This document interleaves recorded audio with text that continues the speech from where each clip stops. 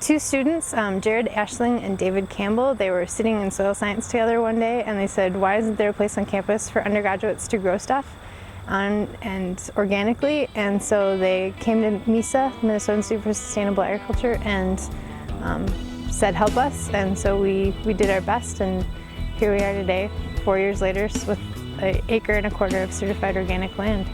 And then it was that first group of students who kind of came up with the sort of the mission and the guiding principles for the farm, and they had decided that they wanted to work towards organic certification. The function of the farm is to, number one, just give students an opportunity to try growing things organically as part of their educational experience at the U.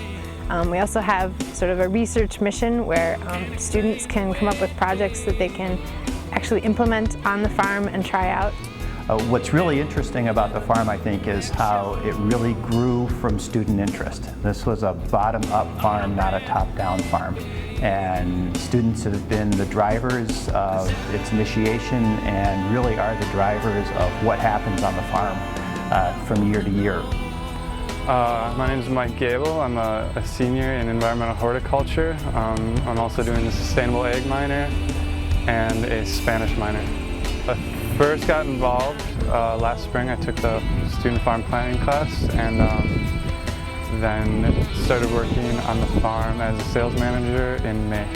For a lot of students, they get involved with the farm. They get involved with the farm because they're interested in that connection between, you know, people and food and community and food. Some of the things that I was asked to do, like recording seed packets and plantings, stuff like that, is necessary to be certified again next year. Well, the best way and the most open way to get involved is to take a class in the spring, I think. One of the assignments that we have in the class is to write a research project. And the assignment is to write the project in the form of a UROP proposal.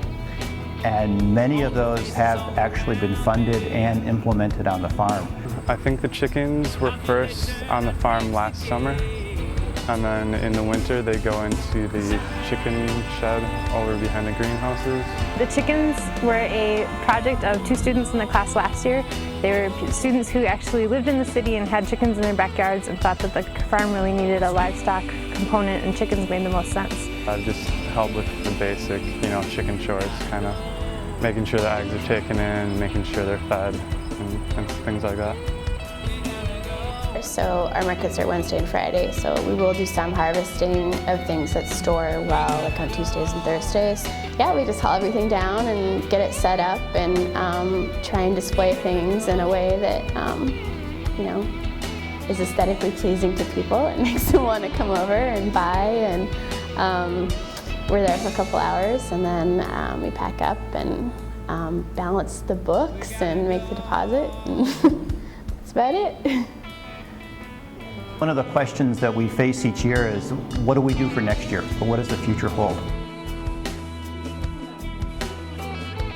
What I'd suggest, I guess at this point, is it's going to be up to the students primarily to decide how they want to move the farm ahead. Because as I go back and say, this is not a faculty farm, this is not a Department of Horticulture farm or an agronomy department farm. This really is a student organic farm. People are really excited about it. They're kind of like, wow, there's a student group that is selling certified organic produce. I would say we wouldn't exist if it weren't for undergraduates. There are a few graduate students that have been involved throughout the project, but the bulk, probably 60 to 70% of the work comes from the undergraduate population. So I think the future for the farm is good. I mean, I think we've been there, this is the 4th year, so I think we've been there long enough, we're enough of a presence now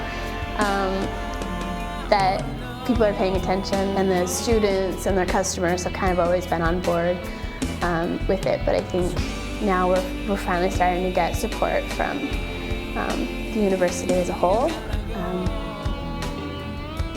So I think the future for the farm will be good.